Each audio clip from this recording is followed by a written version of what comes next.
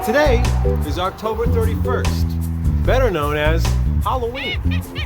I promised my brother-in-law, Craig Tiffson, that I'd come up and show him how to carve a mean pumpkin. Hope we don't spook him.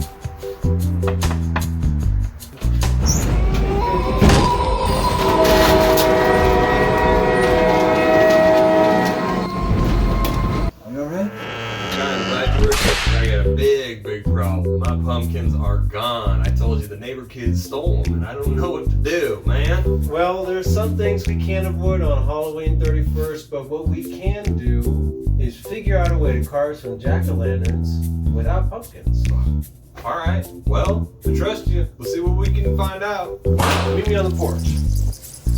Now, in lieu of a pumpkin this Halloween 31st, you can always grab for a russet potato, a watermelon, one turnip, and a cabbage, a bag of baby carrots to go ahead and give your own custom carve to. Let's go ahead and see how we do that. We gotta make sure to clean our area.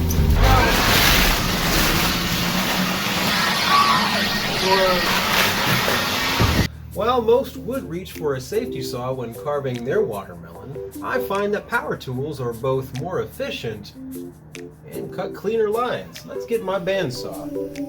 Now I've decided to go with the Ryobi Speed Match for my bandsaw. It'll get a nice clean cut at the top of this watermelon, cinching off the top so we can get a firm foundation.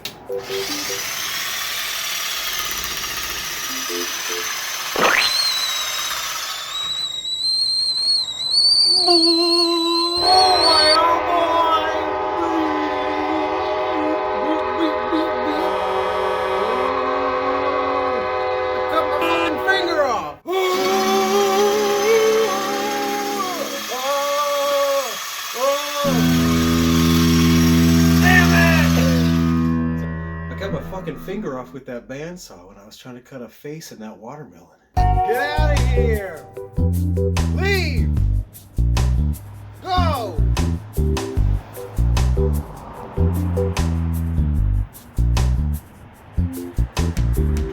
Fuck out of my house.